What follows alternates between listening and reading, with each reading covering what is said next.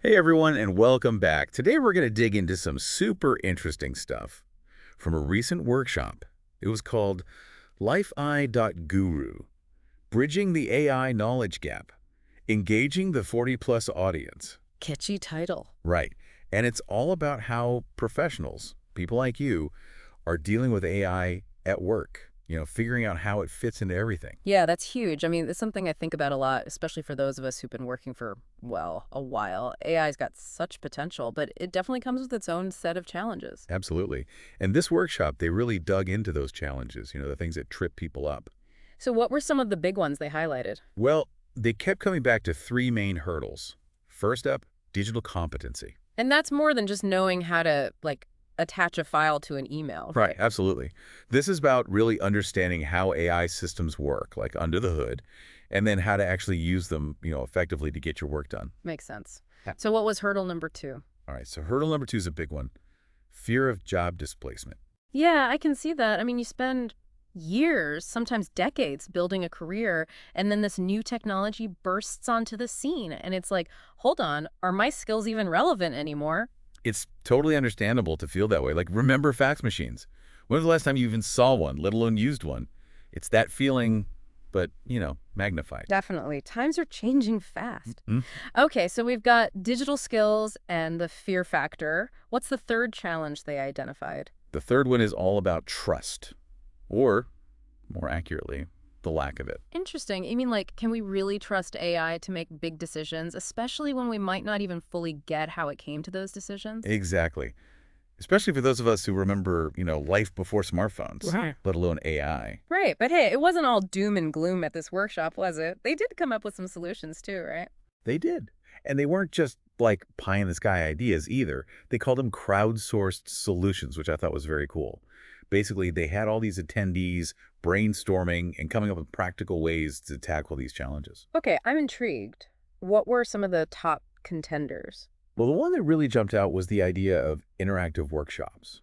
But these aren't your typical workshops. Hmm. These would be specifically designed for, you guessed it, employees aged 40 and over.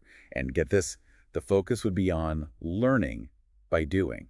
So instead of just hearing about AI, they'd be actually building AI applications. Oh, I like that. Hands-on experience is always the best teacher. Right. Exactly. And to make it even more relevant, they'd be creating applications specifically tailored to their own workflows, the stuff they deal with every day. Now that's smart.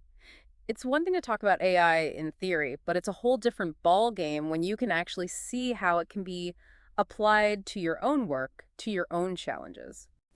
It's like instead of reading a cookbook, you're actually in the kitchen, trying out the recipe, figuring out what works. Exactly. And I think when people have that aha moment, when they see how AI can actually make their work easier, it becomes less scary, less of this mysterious threat, and more like, okay, this is a tool I can use. This is something that can actually help me. And they had some really good examples in the workshop of, how this could actually play out. I think one person was saying, like, they were having a hard time getting some of their more, let's say, seasoned colleagues on board with AI training. And the advice they got was to start small. Start with something relatable. Like, show them how AI could automate those expense reports that everybody hates. Well, that's brilliant because you're not starting with the scary stuff. You're starting with something that's a pain point, something they deal with every day, and you're showing them how AI can actually make their lives better. Right. Like, imagine if you could get all that time back that you spend every month hunched over those spreadsheets. It's like a dream come true. And you know what that frees you up for?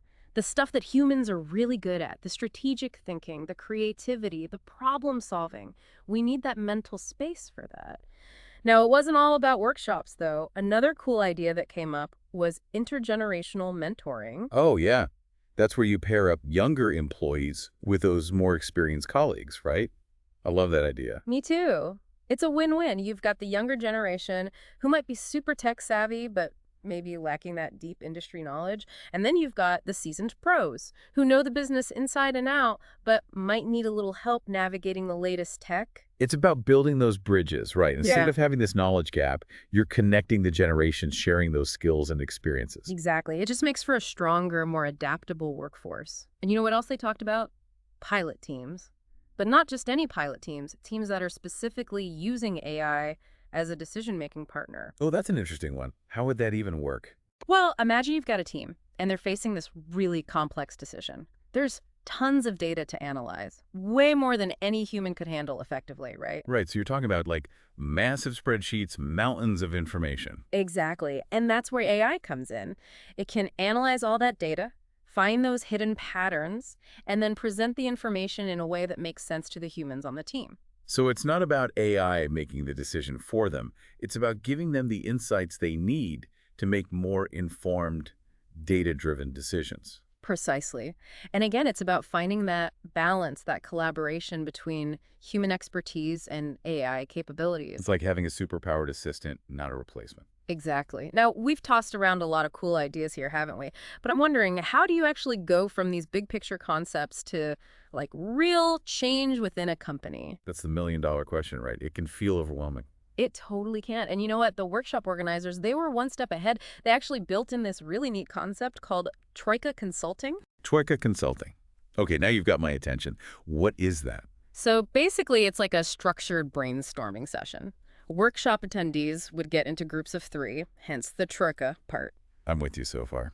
And each person in the group gets a chance to present a real-world problem they're facing at work, something related to, you guessed it, AI adoption within the 40-plus So it's workforce. like, I've got my challenge, I lay it out there, and then boom, I've got these two consultants ready to help me brainstorm. Exactly. And they can draw on all the cool stuff we've been talking about, those interactive workshops, the idea of mentoring, all of it, to come up with some practical AI-driven solutions, but like specifically tailored to that person's situation. That's awesome. So did any like really interesting challenges come up during those consulting sessions or like, solutions? Oh, tons. It was fascinating to hear what people were grappling with, but there was one that really stuck with me. It was about getting buy-in, convincing those more experienced colleagues that AI training is worthwhile. Yeah, that seems to be a common theme.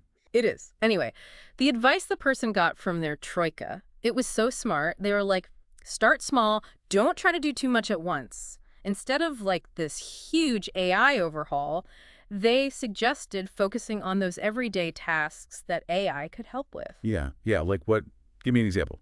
Well, they talked about things like scheduling meetings, or managing those overflowing inboxes, stuff that eats up so much time and energy. Oh, totally. And everybody hates doing that stuff anyway. Right. So the idea is you show people how AI can make those tedious tasks faster, easier, less painful. It's like that saying, work smarter, not harder. Yes, That 100%. And it's funny, we've been talking about all these big, innovative solutions, but sometimes the most effective ones are the simplest. totally. It's like that KISS principle. Keep it simple, stupid. Right. Now, that said, even with a simple idea, there's still that question of, okay, we've got this great concept, but how do we actually make it happen? How do we put it into practice? Like that leap from like, this is a cool idea to, okay, now what? Exactly. And that's where this other concept comes in, the minimum viable product, or MVP for short. Okay, I've heard that term thrown around, but I'll be honest, I'm not entirely sure what it means. So think of it this way. You have this brilliant idea for like a new product or a new service, but to develop the whole thing, it would take forever, right? Like months, maybe even years, and a ton of resources. An MVP is like a streamlined version. It's a way to test your idea, get feedback quickly, without having to go all in right away. So instead of launching a company-wide AI training program, you might start with like a pilot project within a single team. You got it. And instead of trying to teach everything about AI, you'd focus on one specific problem that team is facing, something where AI could really make a difference.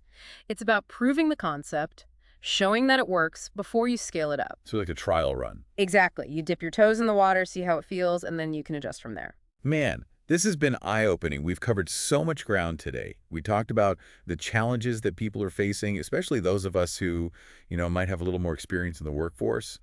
And we've explored some really exciting solutions too. And I think what's really important to remember is that AI, it's not this big scary thing that's going to take over everything. Right, it's a tool. Exactly. It's about figuring out how we can use it to make our work lives better, more fulfilling. Couldn't agree more. So, as we wrap things up here, I want to leave you with this thought.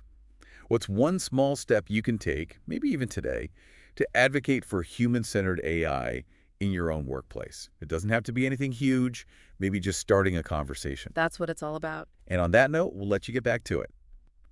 Thanks for joining us for another deep dive. Until next time, keep asking those questions, and keep exploring.